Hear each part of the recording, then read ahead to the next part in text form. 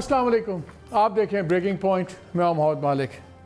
बहुत ज़्यादा तेज़ी जिसको कहते हैं बढ़ गई है पॉलिटिकल टेम्परेचर। आज भी बिलावल भुट्टो साहब ने प्रेस कॉन्फ्रेंस की। हम देख रहे हैं झगड़ा एक चल रहा है बिटवीन द एनर्जी मिनिस्टर जो से उमर अयूब हैं, उनका और ख्वाजा आसिफ की एक वॉर चल रही है। अली जैदी वर्सेस सईद गनी चल रहा है। फिर सेंटर वर्सेस सिंध चल रहा है। लगता है कुछ 3-4 मुल्क के डिफरेंट हैं। फिर पंजाब के अंदर एक सीरियस क्वेश्चन मार्क्स उठ रहे हैं। रोज़ बात हो रही है कि कौन जा रहा है, कौन आ रहा है, तब्दीली हो रही नहीं हो रही। रोज़ाना बयान आ रहे हैं। कल फेडरल मिनिस्टर ने भी कहा, और तो और शहजाद अकबर साहब ने भी आज कह दिया कि पंजाब चीफ मिनिस्टर नहीं जा रहे। उनका क्या ताल्लुक है इससे मेरी समझ से बाहर है। एक अजीब एक तूफ़ान सा मचा हुआ है और सडनली कोरोना गायब है। सडनली मईशत कोई इशू नहीं है। हो क्या रहा है ये आज हम इस प्रोग्राम में 3-4 चीज़ें मैं चाहता हूँ हम उस पर ज़रा डिस्कशन करें कि कौन क्या चाहता है। फेडरल गवर्नमेंट क्या चाहती है, पीटीआई क्या चाहती है, सिंध के अंदर पीपल्स पार्टी क्या चाहती है, पीएमएलएन की क्या स्ट्रैटेजी है, इस्टेब्लिशमेंट क्या चाहती है। कोई कहता है ऑप्शंस हैं, कोई कहता है नहीं है। क्या इस्टेब्लिशमेंट के पास कोई और ऑप्शंस हैं और क्या जो मशीरान की एक फ़ौज है और ये जो एडवाइज़र्स की फ़ौज है जिसको अब आप और मैं बात करते थे, पॉलिटिकल पार्टीज़ बात करती थी। कल जौन सा है लाहौर हाई कोर्ट ने भी तबाही फेर दी उनकी। उन्होंने कहा इनका भी कुछ पता नहीं, बैग उठाएंगे चले जाएंगे। मेरी कुछ इस बारे में इतलात हैं, वो भी मैं आपसे शेयर करूँगा। एक इंसाइट की खबर है बड़ी मज़ेदार सी, वो भी मैं आपसे शेयर करूँगा।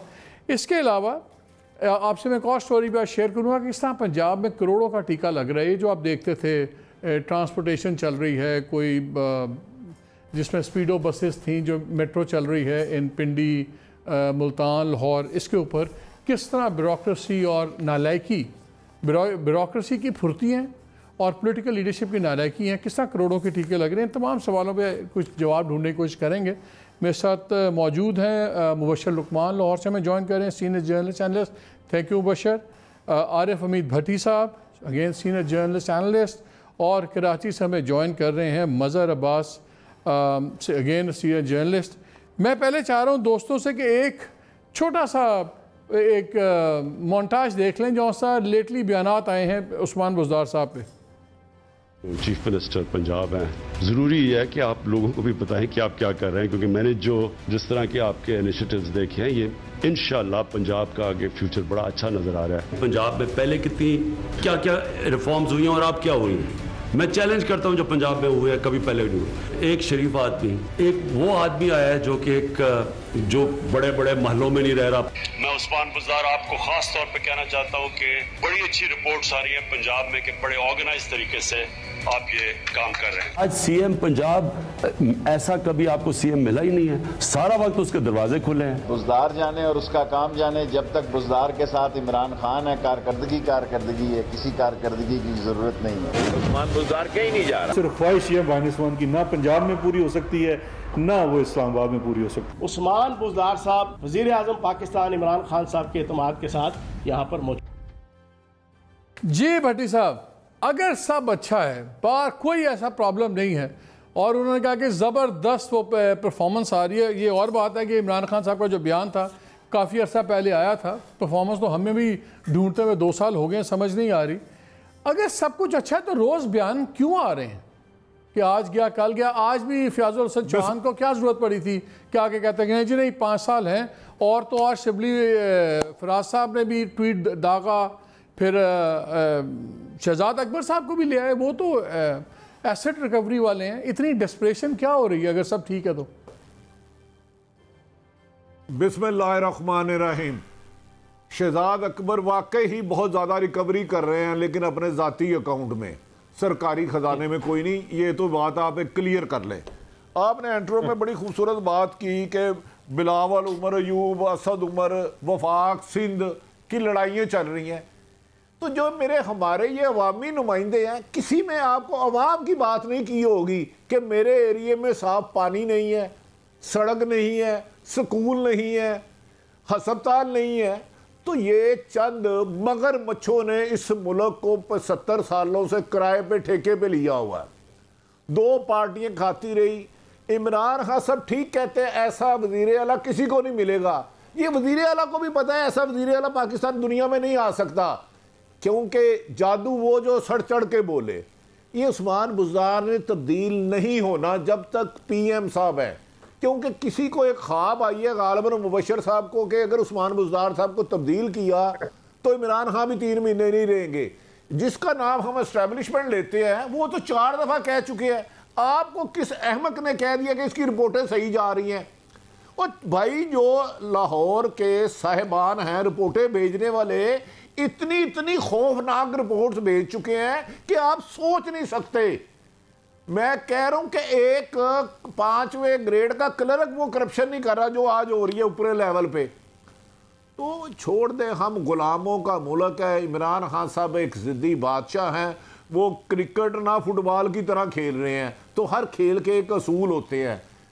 देखिए अस्पताल और स्कूल डोनेशन में चलते हैं, लेकिन भट्टी साहब एक चीज बताएं, कलेक्शन पे नाम जो चल रहे हैं मार्केट में, 4-5 नाम तक चलना शुरू हो गए।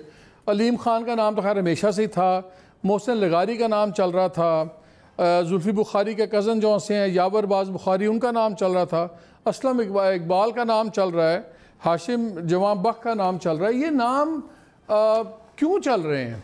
ये क्या इसमें की बात है? और क्या जो गुजरात के चौधरी बरादरान हैं वो अपने काम तो सारे उनके हो रहे हैं, उनकी तो लॉटरी निकली हुई है, वो भी इस गेम में शामिल हैं? अब देखें आप नहायत एहतराम से, इस वक्त अगर कोई पंजाब में काम हो रहे हैं जिन्होंने तहसीलें ठेके पे ली हैं जिले, वो चौधरी बरादरान है। चैलेंज कर रहा हूं इस सीएम को गुजरात का, मंडी बाउद्दीन का, भावलपुर का, सियालकोट का, डेरा गाजी खां का कोई ऑनेस्ट मेरिट पे काम करने वाला डीसीओ डीपीओ लगा के दिखा दे। और भाई वो तो इसको काम ही नहीं करने दे रहे। दूसरी बात, इन्होंने 4 नाम आपने सीएम के लिए, आपके शहर के करीब कोई शहर है वहां 2 बंदों के 3 दफा इंटरव्यू हो चुके हैं, लेकिन खान साहब हैं वो कहते हैं मैं ना मानूं। परसों तक ये बात बहुत गर्म थी, सीएम जा रहा, क्योंकि एक दिन पहले किसी की मुलाकात भी हुई। कल रात एक ऐसे जादू वाला टेलीफोन चला, बगैर किसी लाइन से, बगैर मोबाइल से बलोचिस्तान मैसेज गया, डोंट वरी आपको कुछ नहीं होता। उसके बाद अचानक शिबली फराज साहब ने ट्वीट कर दिया, आज फयाज चौहान बोल गया, सारे बोलने लग पड़े। तो भाई मेरिट कौन सा है? खुदा का वास्ता है मेरिट को गाली ना दें। ठीक है खान साहब की जिद है, वो हुक्मरान है, उनका राइट है, जिसको मर्जी सीएम लगाएं, वो जीरे सब्जी वाले को भी लगा दें तो ठीक है, वो गामे कुलचे वालों को भी लगा दें तो ठीक है। मुबशर ठीक है, मानना पड़ेगा हम गुलाम हैं। हाँ, इस पे आते हैं बात, बिकॉज मैंने काफ़ी सब्जेक्ट से बात करनी, लेकिन पंजाब इसलिए इंपॉर्टेंट आज कि बहुत ज़्यादा गर्म हुआ है मानबार। 56-60% पंजाब पाकिस्तान का है पॉपुलेशन के लिहाज से, हर लिहाज से। पहले बताओ मुबशर, क्या गेम बन रही है? बिकॉज अगर सारे सीनियर एनालिस्ट जो हम आप लोग भी दूसरे दोस्त हैं, वो हम पॉलिटिशियंस को ही मिलते हैं, बिहाइंड द सीन्स बातें होती हैं, ऑफ द रिकॉर्ड बातें होती हैं, वहीं से हम अंदाज़ा लगाते हैं कि क्या बात हो रही है क्या नहीं। उनसे जब बातें सुनो तो लगता है कि चेंज शायद अब अनअवॉइडेबल है। क्या पंजाब में चेंज होने वाला है, हो रहा है, हो सकता है? मालिक, पहले तो आपका शुक्रिया कि आपने मौका दिया अपने प्रोग्राम में। दूसरी बात मैं आपको बताऊं कि भट्टी साहब ने कुछ बातें बिल्कुल सही की हैं कि 12 करोड़ आवाम जो है ना पंजाब की, वो बज़िद है कि ये आदमी पंजाब के लिए सही नहीं है, गवर्नेंस के एतबार से, करप्शन के एतबार से, हर एतबार से। अब यानी इसमें तो कोई ढकी छुपी बात नहीं है। लेकिन कोई करप्शन का स्कैंडल तो सामने नहीं आया मुबशर, टू बी फेयर। नहीं आ सकता कि करप्शन में भी विजन नहीं है ना, बड़े प्रोजेक्ट्स में नहीं है। वो छोटी ट्रांसफर्स, पोस्टिंग्स, पुलिस वालों के तबादले, 4 चीफ सेक्रेटरियों के तबादले, 5 आईजीओ के तबादले, 25,000 पुलिस वालों के तबादले, हर सेक्रेटरी के बार तबादले। यानी एक मिनिस्ट्री में अगर 6 दफ़ा 1 साल में सेक्रेटरी तबादला होगा तो आप सोच लें वो काम क्या होगा और काम क्या करवाना होगा और गवर्नेंस क्या होगी। सबसे बड़ी बात जो है ना, मुझे लगता है कि उस्मान बुज़दार का को रूहानी ताकत उनका दिफा कर रही है, वरना आप मैं 12 करोड़ लोग जो है वो हटाने पे बज़िद हैं। और डेफिनेटली गेम तो बन रही है, इसमें तो कोई दो राय नहीं है। और मैं देख रहा हूँ पावर कॉरिडोर्स में, आप जिन लोगों का नाम ले रहे हैं, फयाजुल हसन चौहान हो या कोई और हो जो उसके दिफा के लिए आ रहे हैं, इनमें से इलेक्टेड कौन है? यानी पीटीआई के नाम पे इलेक्टेड कौन है जिसने पीटीआई के लिए स्ट्रगल किया? खुद उस्मान बुज़दार शहबाज शरीफ के साथ खड़े हुए थे जब मैं कंटेनर पे था, भट्टी साहब आपको बताएंगे उस टाइम की बात। ये तो बुरा भला कहते थे पीटीआई को भी और इमरान खान को करप्ट कहते थे। काफी काबीना में लोग ऐसे हैं जो उस वक्त बहुत ज्यादा बुरा कहते थे, लेकिन इस वक्त उनका तूती बोल रहा है। देखिए, दो चीजें बड़ी अहम हो रही हैं मालिक यहाँ पे, और इन नटशेल मैं आपको बता रहा हूँ। बिल्कुल, जब इकोनॉमिक डिस्पैरिटी और पॉलिटिकल हेट्रेड कंबाइन होना शुरू हो जाती है ना, तो वो हुकूमत वक्त के लिए बहुत बड़े मसाइल हो जाते हैं। ये हुकूमत की खुशकिस्मती है कि इसकी ऑपोजिशन में बड़ा तितर बितर हुई हुई है, लेकिन ये हुकूमत खुद अपनी सबसे बड़ी ऑपोजिशन इस वक्त बनी हुई है। और उस्मान बुज़दार हो या महमूद खान हो, दोनों सीएम जो हैं, इनकी डिलीवरेंस जो है ये जीरो है, और ये बिल्कुल डिलीवर नहीं कर पा रहे। और पीटीआई के लिए अगला इलेक्शन जो है वो पंजाब में ही है। और मैं आपको आज बता रहा हूं, मैं पीटीआई का सपोर्टर, मैं पीटीआई का वोटर, मैं ओपनली मान रहा हूं, इतराफ कर रहा हूं कि आज अगर पंजाब में स्नैप इलेक्शंस होते हैं तो पीएमएलएन जो है वो स्वीप कर जाएगी। मुझे इसमें कोई शक नहीं है, क्योंकि ये अपनी गवर्नेंस में बहुत ज्यादा इन्होंने लोगों को अपने से बदजन कर दिया। And the buck has to stop with the chief executive मालिक, हु एल्स। ठीक है, मैं जरा मज़हर को भी इसमें ले लूँ। मज़हर, मेरी आज एक बड़े की बंदे से बात हो रही थी पंजाब के, जो बहुत ज़्यादा पॉलिसी मेकिंग और उसमें भी इन्वॉल्व हैं चीज़ों में। उन्होंने बड़ी इंटरेस्टिंग बात बताई। मैं उनसे गवर्नेंस के ऊपर बात कर रहा था, तो उन्होंने कहा कि जी सबसे बड़ा मसला पंजाब में एक तो यह है कि स्ट्रक्चर्ड एक किसी प्रॉपर निज़ाम के तहत वज़ीर आला अपनी नहीं करते वे ऑफ गवर्नेंस जौन सा है। और अनफॉर्चुनेटली जो रिव्यू होना चाहिए प्राइम मिनिस्टर के ऑफिस का, उनकी परफॉर्मेंस का, वो भी एक स्ट्रक्चर नहीं है। इसलिए एक तबाही फिरी भी है। और जो की इश्यूज़ हैं उसमें सारे अनइलेक्टेड लोग हैं, एनर्जी है, उसमें पेट्रोलियम वगैरह चीज़ें हैं, तो उसको डील कर रहे हैं नदीम बाबर साहब। उनकी भी हम बात करेंगे, उसके बारे में लाहौर हाई कोर्ट ने चीफ जस्टिस साहब ने क्या क्या कहा वो भी हम बात करेंगे। उनको वो डील कर रहे हैं। दूसरे भी जो की अगर ट्रेड वगैरह है वो भी अनइलेक्टेड कर रहे हैं। जो गवर्नमेंट के सबसे बड़े दो क्राइसिस थे, कोविड जौन सा है और जो टिड्डी दल का है, उसको डायरेक्टली आर्मी के जनरल्स वगैरह डील कर रहे हैं। तो या गवर्नमेंट चला रहे हैं, पाकिस्तानी फ़ौज के लोग चला रहे हैं, और शुक्र है चला रहे हैं क्योंकि बचत हो रही है। और दूसरी तरफ हम देख रहे हैं अनइलेक्टेड लोग चल रहे हैं जिन पर सीरियस कॉन्फ्लिक्ट ऑफ इंटरेस्ट के चीज़ें हैं। ये जो सब कुछ हो रहा है, तो फिर सवाल उठता है कि क्या इस्टेब्लिशमेंट के पास कोई ऑप्शन नहीं है, ना पंजाब में ना कहीं और हर कोई एक बस एक दायरे में फंस के रह गया है। शुक्रिया मालिक। देखिए, मुझे सीधी सी बात है, जैसे भट्टी साहब कह रहे थे, मुझे नहीं लगता कि उस्मान बुज़दार को तब्दील करेंगे इमरान खान, इसलिए कि उन्होंने इतनी ज़्यादा उस्मान बुज़दार के हवाले से हाइप बना दी है। अब वो कल दोबारा जा रहे हैं लाहौर।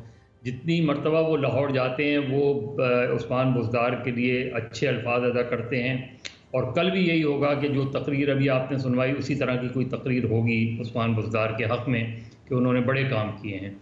देखिए, जो प्रॉब्लम इस वक्त फेस करनी पड़ रही है, जैसे वो बहुत वाज़ेह है, चौधरीज़ की इमरान खान से बिल्कुल नहीं बन रही। वो तकरीबन नो टॉकिंग टर्म्स पे हैं, और उस्मान बुज़दार को वो अपना आदमी समझते हैं, और उस्मान बुज़दार के हवाले से उनका रवैया बड़ा मुख्तलिफ है जो उनका रवैया इमरान खान के हवाले से है।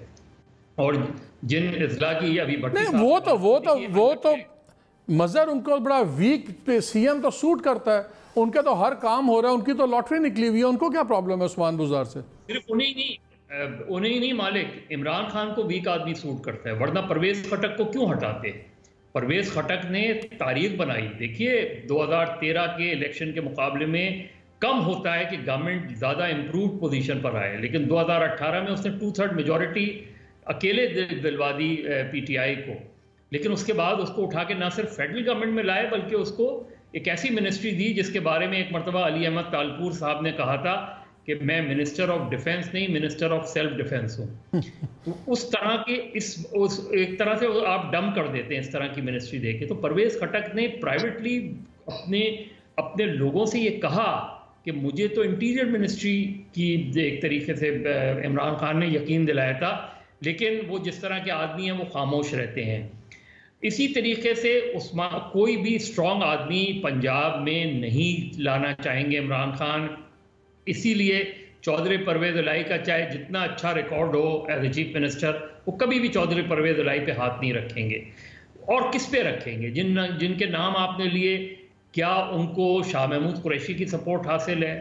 क्या उनको साइलेंटली जहांगीर तरीन की सपोर्ट हासिल है? जितने ग्रुप्स हैं पंजाब के अंदर, उसमें अगेन ऑप्शन उनके पास उस्मान बुज़दार रहता है, कमज़ोर आदमी है, उनकी सुनता है, उनकी डायरेक्शन, यानी वो जो काम मरकज़ से कर रहे हैं उस्मान बुज़दार नहीं कर रहे, वो मरकज़ काम कर रहा है। कितने कितने 5 चीफ सेक्रेटरी तब्दील हुए, पावर की हद तक ये एक बीच में जो पिछले चीफ सेक्रेटरी थे उनके बारे में ये कहा गया कि जी डायरेक्ट फाइल्स जो हैं वो आप चीफ मिनिस्टर को नहीं भेजेंगे, आईजीज तब्दील होते रहे हैं। यानी इमरान खान पूरी एडमिनिस्ट्रेशन को हिला के रख देते हैं। अगर वो नहीं तब्दील कर रहे तो जो प्रॉब्लम है उसको नहीं ठीक कर रहे। इसका मतलब ये है कि वो चाहते हैं कि एक ऐसा कमज़ोर आदमी रहे ताकि ये जो मुख्तलिफ पीटीआई के ग्रुप्स हैं उनके दरमियान ज़्यादा चीज़ें और ज़्यादा इख्तलाफात ना हो, वो इसी को चलाएंगे, इसी को सपोर्ट करवाएंगे, तब्दील करते रहेंगे स्पोक्समैन। कभी शमशान बुखारी को ले आएंगे, कभी फयाज हसन चौहान को ले आएंगे, कभी अबिया असलम को स्पोक्समैन बना देंगे। वो नहीं तब्दील करेंगे तो उस्मान बुज़दार को, क्योंकि वो ये कह चुके हैं कि अगर उस्मान बुज़दार गया तो इसका मतलब है जब तक उस्मान बुज़दार, जब तक प्राइम मिनिस्टर मैं हूँ, जब तक उस्मान बुज़दार ये है। भट्टी साहब ये बताएं जो सी ये बात चल रही है, दावा आ गया, उसने यूनुस अंसारी साहब ने कहा कि जी हमारे पास 25-30 MPs हैं PMLN के। PMLN कहता था कि हमारे पास इनके बंदे हैं, हमारे से उन्होंने रब्ता कायम किया बजट वाले दिनों में। सच कौन बोल रहा है? क्या 25-30 का नंबर वाकई है PTI के पास जो इनके फॉरवर्ड ब्लॉक बनवा दें PMLN में? नहीं, ऐसा सच नहीं है। ये 25-30 लोग नहीं है, तकरीबन 16 से 17 है, लेकिन किसी और के पास है। ये PML के पास नहीं है। PML के लोग भी कुछ किसी और के पास है। ये मैं आपको गारंटी दे रहा हूँ, ये कैमरा मेरे साथ मुनाजरा कर ले। जो असल बात ये है कि ये जो हमारे दोस्त आगे निशात डाहा साहब ये बोल रहे थे, कल एक वजीर बैठे थे, वजीर मौजूदा PTI हुकूमत के मेरे इस ऑफिस में, अल्लाह जानता है इतनी करप्शन के उन्होंने इंकशाफत की है कि मैंने कहा यार आप बोलते हो, कहता है मैं बोलता हूँ, लेकिन क्या करे, PM के पास गए हैं तो आजम खान ने डरा दिया, खबरदार PM ना CM के बारे में बात नहीं सुनेंगे। वो आधा घंटा कुछ लोग उधर 4 मिनिस्टर और लोग बैठे रहे, आजम खान ने डरा दिया उसके खिलाफ ना करे। मैं आपको बताता हूँ एस्टैब्लिशमेंट जिसे कहते हैं, मुझे नहीं बताओ आप किसको एस्टैब्लिशमेंट, तो अगर मुझे जो थिंक टैंक है मुल्क है। भट्टी साहब जो आजम खान ने आजम खान, हाँ बात कर लें पूरी। अच्छा, वो ना गुजारिश ये हुई कि इन्होंने जब पिछले 8-9 महीने पहले कुछ लोग तंग थे, इनकी रिपोर्टें गई, करप्शन जो आप कहते हैं एक स्कैंडल नहीं आता, 10 स्कैंडल तो मेरे पास है, सिर्फ आप नैब को इंक्वायरी कर दे, मैं भेज देता हूँ, अगर ना होगा तो मुझे चलान कर देना उनमें। वो खैर छोड़े, वो फैसला ये हुआ, जैसे मदर भाई हैं तो भाइयों ने कहा भाई ये पंजाब नहीं चल रहा, हमसे ये मसकशुदा चीज़ नहीं उठाई जा रही। फैसला ये हुआ ठीक है, फिर चीफ सेक्रेटरी और IG को इंडिपेंडेंट कोई जेन्युइन बंदे भेज देते हैं। चीफ सेक्रेटरी सब मेजर सलमान साहब आए, वो क्यों आए वो मुबशर साहब को ज़्यादा पता है। उसके बाद उन्होंने काम करना शुरू कर दिया। इन्होंने फिर एक स्टोरी करी, पीछे 10-15 बंदे भेजे इमरान खान साहब के पास के वो चीफ सेक्रेटरी कोरोना के इशू पे शहबाज शरीफ को ब्रीफिंग दे के आया, और आज भी वो अफसर मौजूद है पंजाब में जो कोरोना में शहबाज शरीफ को दे के आया था। इस तरह इन्होंने इमरान खान की छेड़ है नवाज शरीफ और शहबाज शरीफ, उन्होंने इस गुस्से में आके मेजर आदम सलमान को चेंज कर दिया। तो मेरे भाई और जो चौधरीयों की बात कर रहे हैं, आप सोच नहीं सकते ठेके पे चीज़ें बिक रही हैं, ठेके पे। मैंने कहा ना ये 5-6 ज़िलों में सिर्फ मेरिट और ईमानदार अफसर लगवा के मुझे दिखा दें। फिर PTI के शेखुपुरे का अहम तरीन बंदा आया, कहता एक काफ लीग का वहाँ से मिनिस्टर है, कहता है हर चीज़ बिक रही है। हमने हाँ को 101 मैसेज किया, उन्होंने कहा ये तहसील इसकी है, इसमें आप इंटरफेयर। तारक बशीर चीमे के खिलाफ आप बात तो करके दिखाएं। 75,000 मरला की जगह कहता 2,000 रुपये मरला मुझे दे दे, 2 DC खा गया। 4 दिन पहले कमिश्नर लाहौर को चेंज किया गया है एक बंदे को अरबों रुपए का फायदा देने के लिए, अरबों रुपए का, मैं करोड़ों नहीं कह रहा। तो भाई इस तरह तो चीजें फार सेल है। पहले कभी ईद पे होती थी सेल, पंजाब में आजकल लूट सेल। जो भट्टी साहब एक बात बताएं, अभी आपने एक बात बताई कि आपको उन्होंने बताया कि जी हमने तो इमरान खान से बात करनी थी और उनसे बातें हम करते भी हैं, कोशिश करते हैं, हमें जो उनके प्रिंसिपल सेक्रेटरी आज़म खान साहब उन्होंने मना कर दिया। तो आज़म खान साहब ने उनको मना इन लोगों को बचाने के लिए मना किया कि चलें कहीं प्राइम मिनिस्टर नाराज़ ना हो जाएं, या उस बंदे को बचाने के लिए किया जिसके बारे में ये बात करना चाहते थे? देखिए, आज़म खान साहब को इमरान खान साहब कह देना सुबह दोपहर को सूरज निकला है, वो कहेंगे निकला है, वो इमरान खान साहब कह दे नहीं यार आज़म आज मुझे लग रहा है सूरज नहीं निकला, चांद निकला है सुबह 6 बजे, वो कहेगा सर चांद कितना प्यारा है, 14वीं का चांद लग रहा है। उसकी कोई क्रेडिबिलिटी है? वो कोई बंदा है यार, किसकी बात करें आप? एक MNA गया, उसने कहा PM ने जब ये इन्होंने वोट लेना था, बजट पास कराना था, मैं गारंटी दे रहा हूँ, नाम ले दूंगा, डोगर आता नाम के साथ। उसने कहा जी प्रिंसिपल सेक्रेटरी साहब खान साहब आप तशरीफ ले आए, PM साहब भूल जाते हैं, कोई बात कहनी है तो आप नोट कर लीजिएगा। कहता तुम होते कौन हो? तुम जानते नहीं मैं कौन हूं? मैं सेकंड PM। ये कह के उसको कमरे से निकाल दिया। यार कौन सा मैरिड? वो भाई इतनी तो मैरिज नहीं करता था शहबाज शरीफ जितने मैरिड की धजकियां आज उड़ाई जा रही हैं। मुन्नी बदनाम हुई तेरे लिए, मैरिड बदनाम हुआ इमरान खान तेरे लिए। खुदा का वास्ता है इन्हें के नोटिस लेना छोड़ दे, जिसका नोटिस लेते हैं उसकी कीमत बढ़ जाती है। मुझे तो अल्लाह का डर है कि साफत का नोटिस ना ले लें, हम सारे कंगले हो जाएंगे और सामने रीगल चौक में खड़े होंगे। मुबशर, बार बार बात की जाती है कि जी सबसे बड़ी चीज़ जो इस गवर्नमेंट की स्ट्रेंथ थी वो थी कि एक पेज पे थे। हमें भी अच्छा लगता है कि अच्छी बात है, होना चाहिए मिलिट्री एब्लिशमेंट या जिसको भी आप कह लें, और गवर्नमेंट का, सिविलियन गवर्नमेंट का एक पेज होना ज़रूरी है। लेकिन उसकी एक कॉस्ट भी होती है, और वो कॉस्ट ये होती है कि कई बारी जो गवर्नमेंट की नाकामियाँ हैं वो फिर इदारों के खाते में डलती हैं, और फिर इस मुल्क में जहाँ इदारे बड़ी अच्छी क्रेडिबिलिटी इंजॉय करते हैं और जितने पोल्स आते हैं उसमें लोग सबसे ज़्यादा एतमाद करते हैं, ये एक क्या एक एंडलेस कॉन्फिडेंस चलता रहेगा? और अगर चलता रहेगा तो क्यों चलता रहेगा? नहीं मालिक, ये एंडलेस कॉन्फिडेंस नहीं चल सकता, क्योंकि बहुत ज़्यादा तशवीश है लोगों को, स्पेशली इकोनॉमिक फ्रंट के ऊपर। जब इकोनॉमिकली डिलीवर नहीं हो रहा होता तो पूरे मुल्क का हर फर्द जो है वो उसकी क्रंच में होता है। और इस वक्त प्रॉब्लम एक और है, और बड़ी माजरत के साथ अगर आप इजाज़त दें तो मैं उसका जिक्र कर लूँ कि एक बहुत बड़ी जो फैक्टर जो सेव कर रहा है इमरान खान को या उसकी गवर्नमेंट को कई सतहों पे, वो इंडो चाइना कॉन्फ्लिक्ट कर रहा है।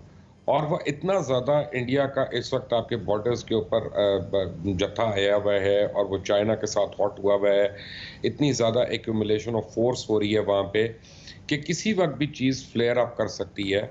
सो आप अफोर्ड नहीं कर सकते किसी किस्म का एडवेंचरिज्म यहाँ पे इंटरनली। और ये सारी बातें हुए हैं कि जो इंटरनली काफ़ी चीज़ों को जिन्होंने छुपाया हुआ है। अब प्रॉब्लम ये है कि कितनी देर तक, once that conflict is gone in 2 months, यानी जब सितंबर में बर्फ़ पड़ना शुरू हो जाएगी और सियाचिन जो है वो ठंडा पड़ जाएगा, सब कुछ हो जाएगा, चाइना और इंडिया जो है ज़रा विड्रॉ कर लेंगे 2-2 किलोमीटर और पाकिस्तान का LOC जो है कम हॉट होना शुरू हो जाएगा, then you have to sit back and start thinking of your survival. अगर डॉलर बढ़ता जाता है मालिक तो हर इदारे को फ़र्क पड़ेगा ना उससे, जिसकी इंपोर्ट होती है। अगर फ्यूल आपसे कंट्रोल नहीं होता, अगर एनर्जी कॉस्ट कंट्रोल नहीं होती, तो वो हर एक को फ़र्क पड़ेगा ना, सिर्फ एक मुझे और आपको तो नहीं फ़र्क पड़ेगा। सो ये एंडलेस नहीं हो सकता कभी भी। मैंने आपको कहा कि अगर ऑपोजिशन जो है थोड़ी सी ग्रुप अप होती और थोड़ी सी स्ट्रेंथ शो करती और थोड़ी सी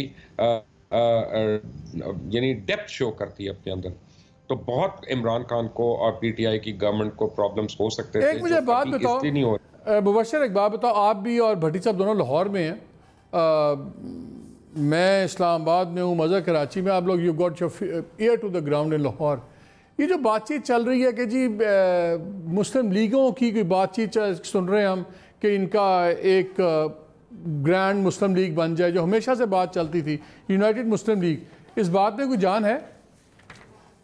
मालिक मुझे ही नहीं पता इस बात में जान है कि नहीं, लेकिन मैं अब इस बात पे कन्विंस्ड हूँ एज ऑफ लास्ट नाइट कि एक चौथी फोर्स आनी है, इररिस्पेक्टिव जो मर्जी कर ले उसको। और मुझे लगता है कि उसको लीड बलूचिस्तान का कोई रहनुमा करेगा, जो मैं नाम सुन रहा हूँ, not Punjab and not Islamabad and not चौथी फोर्स क्या मतलब? लेकिन ग्रैंड, मेरा मतलब है चौथी पार्टी, जैसे पीपल्स पार्टी या नून लीग है, PTI है, लेकिन अब चौथी आने वाली है, और वो इंडिजिनियस पार्टी होगी, वो कलेक्टिबल्स की नहीं होगी सिर्फ, यानी वो होंगे, उसमें कलेक्टेड लोग होंगे 15, 20, 25 उसको इनिशियल एक स्ट्रेंथ देने के लिए, लेकिन आई डोंट थिंक कि it can go on like this. Challenge कोई ना कोई लाना पड़ेगा सामने। लेकिन लेट मी टेक मजर ऑन दिस। मजर, हमने एक एक्सपेरिमेंट वहाँ देखा था, पाकिस्तान सरजमीन पार्टी, वो बड़ा बुरा फ्लॉप हुआ।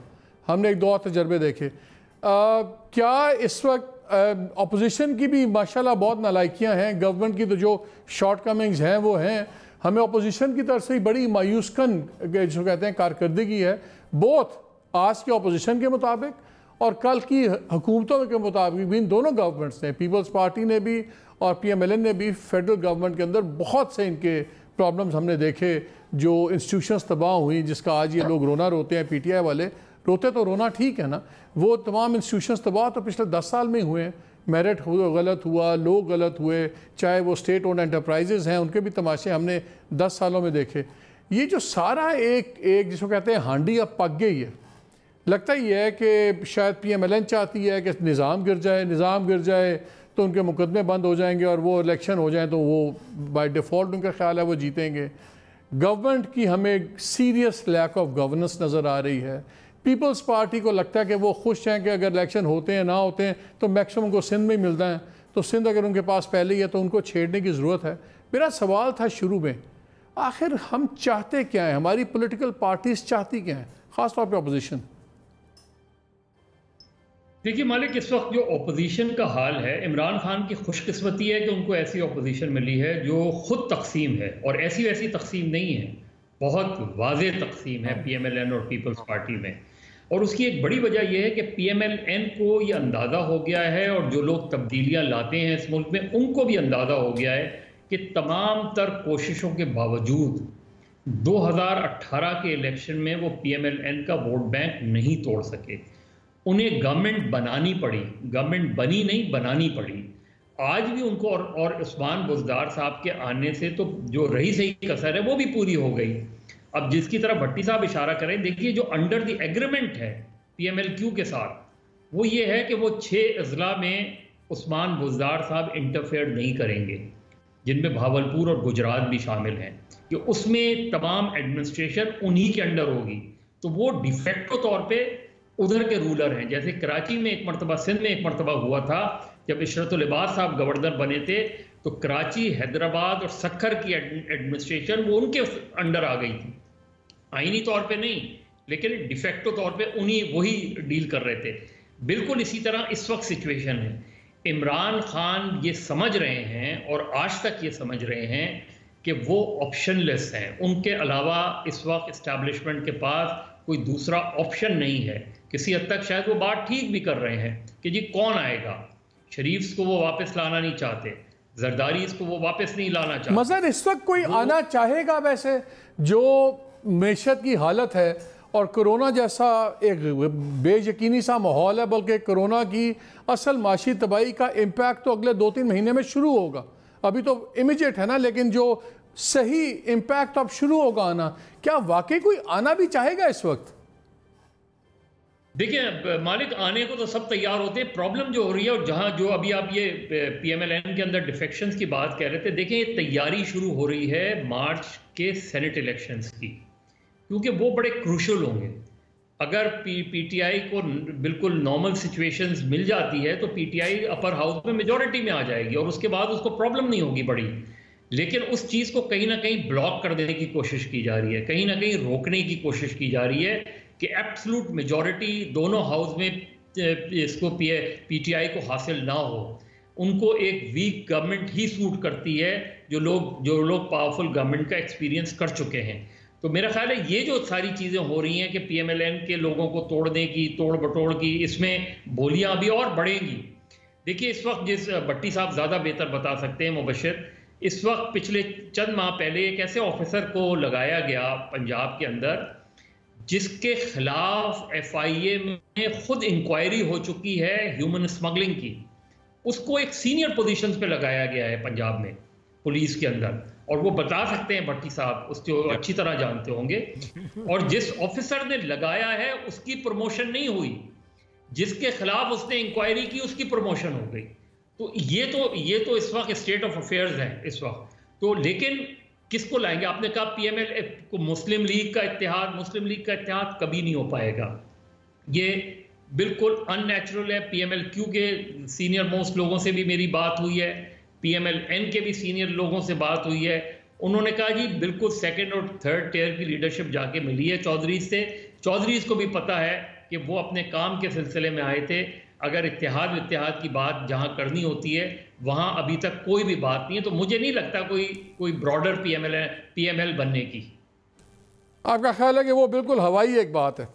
अच्छा, मुझे कम से कम, may be I am wrong, लेकिन मुझे नहीं लग रहा, ग्राउंड रियलिटी नहीं लग रही। भट्टी साहब ये बताएं, मैं चाह रहा हूँ कि इस सब्जेक्ट को ज़रा, अब मैं इसको इस सब्जेक्ट में बातचीत ख़त्म करूँ, एक दो सवाल सिर्फ रह गए।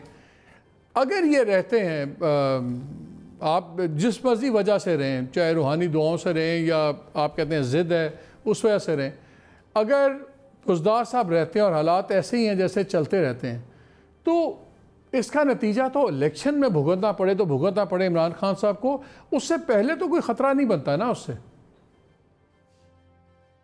देखें, इमरान खान की हुकूमत उस वक्त तक चलेगी जब तक आवाम चाहेगी। आवाम बड़ी ज़बरदस्त है। आवाम की ताकत आपने सेनेट में नहीं देखा, 64 सेनेटर अचानक 50 हो गए।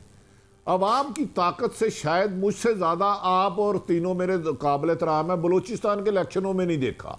आवाम मजबूर कर रही है, हाथ जोड़िए, अल्लाह का वास्ता बुज़दार को रखो, बुज़दार को हटाओ, लेकिन इमरान खान जिद कर रहे हैं।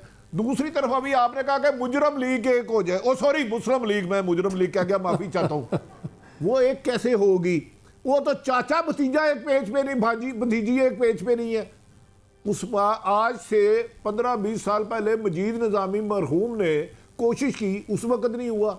उनके पल्ले क्या, उनकी तो एक डिमांड है मुस्लिम लीग नून की कि हमारे से लूटा हुआ माल ना लिया जाए, एहतसाब ना किया जाए। नवाज शरीफ एरिथ्रो एयरपोर्ट से उड़ते हैं, 7 घंटे की फ़्लाइट लेट होती है, 16 घंटे में लाहौर पहुंचते हैं। शहबाज शरीफ मुस्लिम मस्जिद से एयरपोर्ट नहीं जाते, आप सारी उम्र लाहौर में रहे हैं।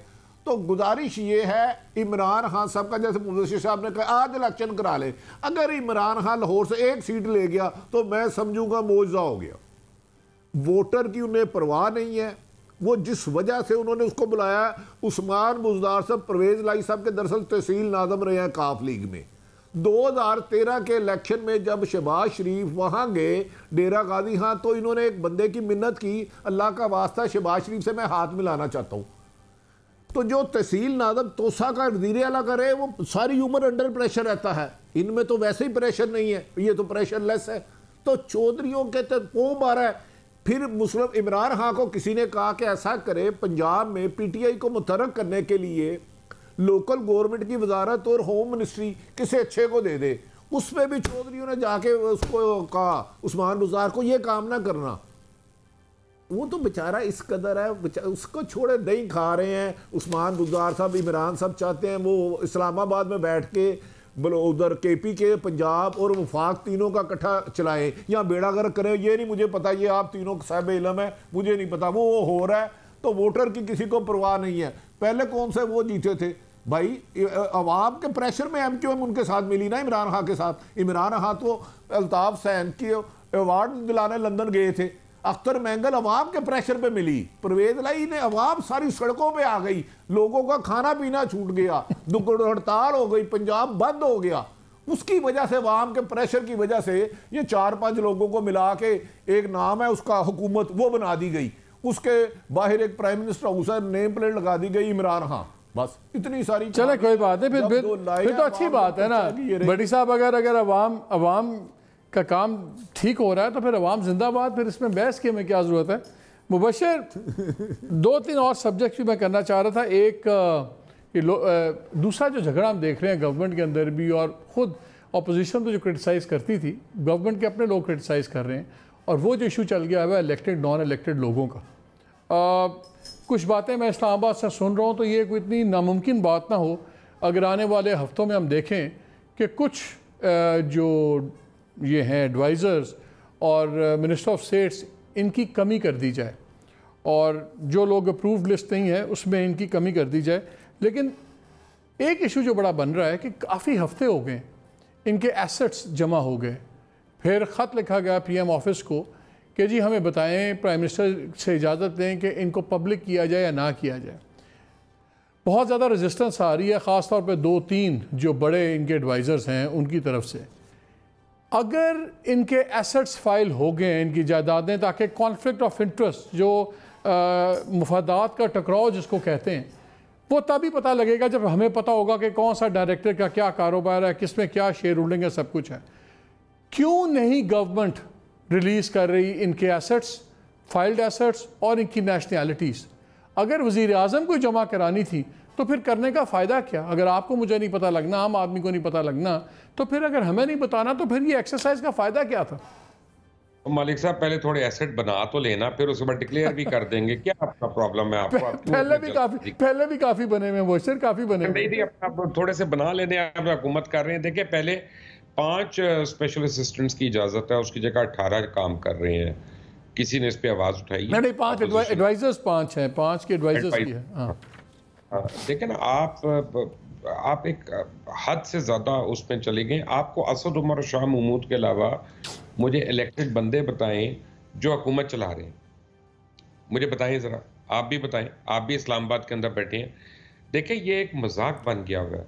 और मैंने आपको बताया कि मैं पीटीआई का सपोर्टर हूँ, मैंने माना, तस्लीम किया, लेकिन 2 चीज़ें पीटीआई को लेके आई थी ना पावर में। एक थी अकाउंटेबिलिटी और दूसरी थी गवर्नेंस। अकाउंटेबिलिटी पिछले 2 साल में एक रेफरेंस नहीं फाइल हुआ, नॉट इवन 1, जो इन्होंने किया हो। ठीक है ना, चाहे वो आप स्कैंडल कह रहे थे कोई नहीं आया, भाई आटे का आया, हमने किया था टीवी पे कि आने वाला, और वो आया। चीनी का आया, गंदम का हुआ, अब कितने स्कैंडल आ गए यार, बिजली का हुआ, नेपरा का हुआ, अब और कितने करवाने हैं।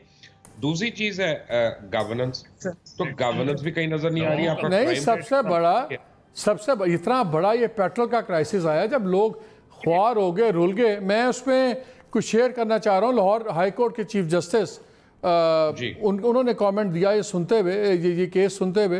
उन्होंने कहा जी एक तो बात है कि ये लगता है कि कैबिनेट की जो डिसीजंस वगैरह हैं बिल्कुल माइंड अप्लाई करके नहीं हो रहा, और जो नॉन इलेक्टेड एडवाइज़र साहब हैं वही सारे फैसले कर रहे हैं, तो फिर ये उनके ज़िम्मे होना चाहिए, जिम्मेदारी होनी चाहिए।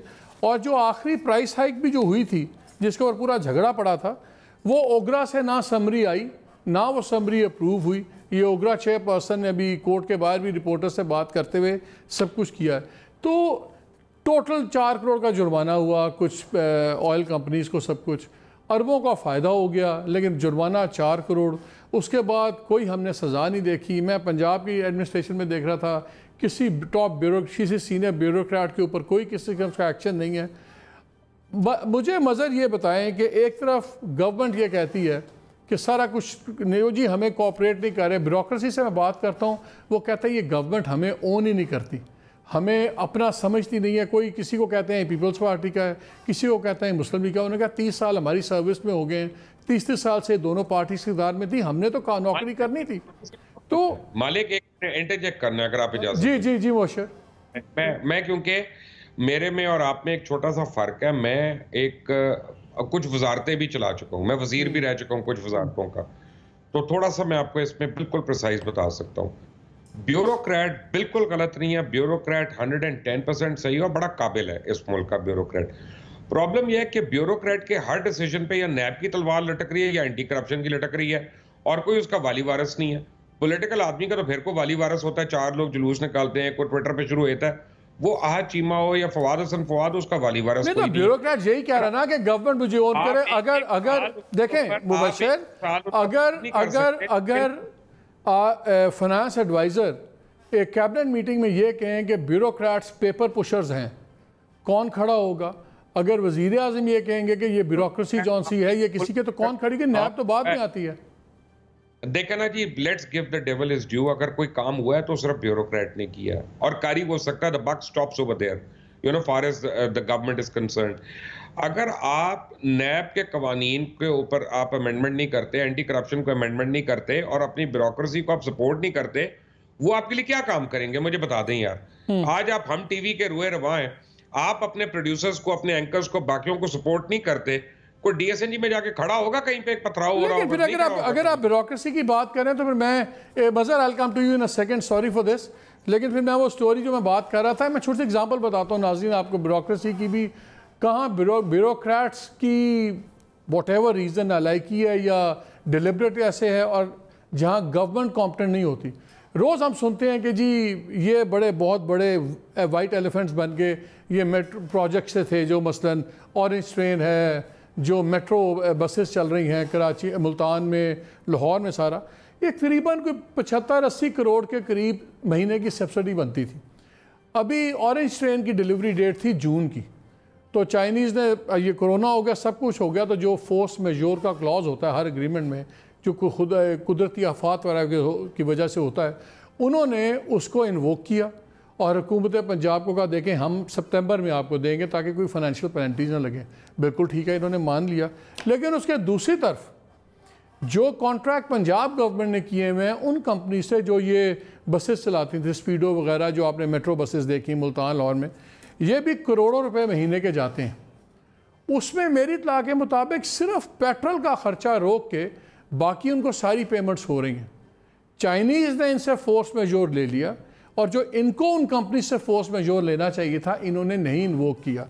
अब जब हर महीने करोड़ों की पेमेंट्स होती हैं, ये ऐसे तो नहीं हो रही, और ऐसे वक्त में जब 1-1 रुपये के लिए हर ब्यूरोक्रेट लड़ रहा है, हर MNA MPA लड़ रहा है, तो वो फिर वो रीजन है ना, there is a method to this. Bhatti साहब से पूछना है बड़ी अदब के साथ, आपसे, भट्टी साहब से और मजहर साहब से एक मैंने बड़े अदब के साथ सवाल पूछना है कि पेशावर मेट्रो जो 7 साल में अजीम कंपनी नहीं बना सकी और पता नहीं कब बनाएगी, उसको लाहौर में अंडरपासेस के ठेके मिल गए हैं, किस बेस पे, वो मुझे बता दें सर। ये बिल्कुल सवाल लेते हैं, ये किस बेसिस पे, और वाकई ये क्वेश्चन मार्क है बहुत बड़ा। लेकिन उस पर लेते हैं छोटी सी ब्रेक के बाद आके यहीं से बात शुरू करेंगे।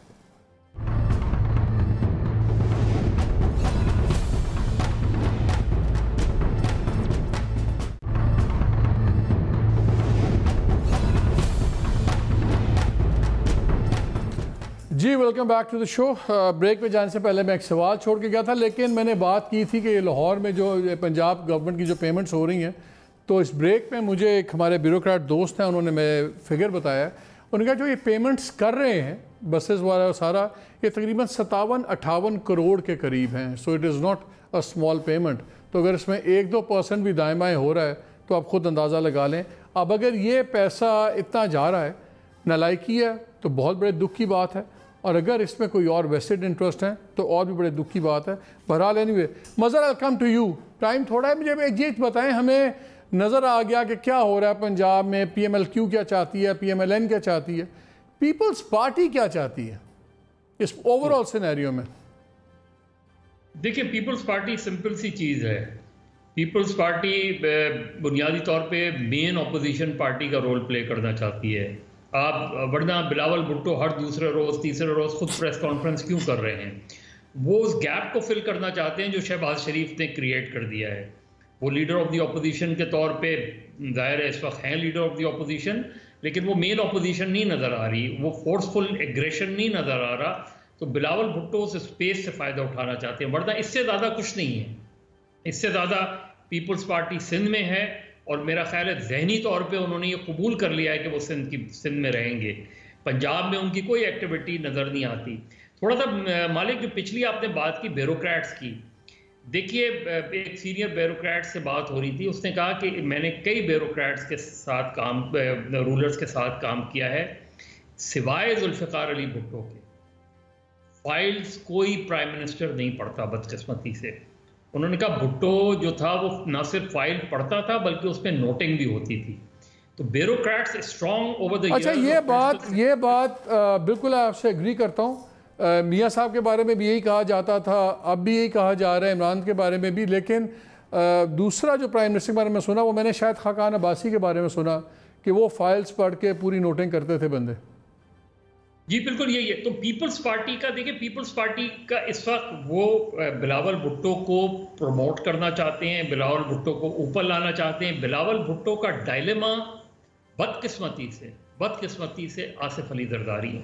सिर्फ इस वजह से नहीं, आसिफ अली जरदारी ने पिछले 3-4 साल में बिलावल भुट्टो ने जब भी कोई इनिशिएटिव लिया, जब भी कोई एग्रेशन शो किया, आसिफ अली जरदारी साहब ने उसको माइल्ड करके वो किया। वो मुझे पहली तकरीर याद है जो मज़ार कायद के सामने की थी, उसकी अगली मरतबा चंद माह बाद लाहौर में जनरल कौंसिल, उनकी फेडरल कौंसिल का इजलास हुआ, उसमें वो उन्होंने बिलावल भुट्टो को नहीं ले गए, और जब वर्कर्स ने वहाँ खड़े होकर ये क्वेश्चन किया तो उन्होंने कहा वो अभी मैच्योर नहीं हुआ है। अब आप एक लड़के को जिसको आपने पार्टी का चले वो बनाया आपको भी अब समझ आ गई कि you think they want to take that prime seat. बस एक मिनट रह गया। भट्टी साहब, आने वाले 3-4 माह में आपको कोई एक्टिविटी, कोई किसी किस्म का बड़ा किसी किस्म का तनाव या कोई चेंज नजर आ रहा है? देखें, गुजारिश ये है जो आवाम लाई है, अगर वो किसी और बड़े इशू पे नाराज़ हो गई तो ठीक है, अदरवाइज जो 20 करोड़ अवाम है, मरती मरे, किसी को इसका कोई इशू नहीं है। चंद ख़ानदान की हुकूमत है, उनके काम हो रहे हैं, जिनके हम का नाम नहीं ले रहे उनके सबसे ज़्यादा काम हो रहे हैं। तो जब तक आवाम चाहेगी ये मौजूदा हुकूमत रहेगी, वरना इसके लिए मुझे शहबाज साहब ने एक मैसेज भेजा कि सिर्फ अवाम 7 दिन के लिए न्यूट्रल हो जाए, अगर हम ये हुकूमत ना गिरा सके तो हम सियासत छोड़ देंगे। मुबश्शिर बड़े कड़वे हैं आपके लिए। मुबश्शिर, एक इवेंट की अपना वजन भी होता है, एक वेट ऑफ मोमेंटम का भी एक होता है।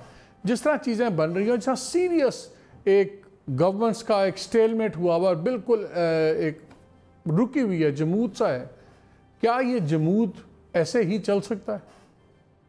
नहीं मालिक, ऐसे नहीं चल सकता, बल्कि अगले चंद दिनों में मुझे तो वफाकी और सूबाई सतह, दोनों सतह पे बड़ी मेजर तब्दीलियां लग रही हैं, और वुज़रा से लेके स्पेशल असिस्टेंट्स लेके काफी लोग कैबिनेट चेंज की मुबश्शिर 1-2 दिन से इस्लामाबाद में एक नई हवा चली है कि जी शायद ईद तो मुझे बहुत करीब लग रही है, यहाँ तो बात चल रही है ईद से पहले, लेकिन लेट्स से बिफोर आने वाले 2-4 हफ्तों में क्या आप सुन रहे हो कोई कैबिनेट चेंजेस में मेजर चेंजेस? फेडरल में भी और पंजाब में भी सुन रहा हूँ, क्योंकि ये जमूद चल नहीं सकता जी, ये घर नहीं चलते इस तरह।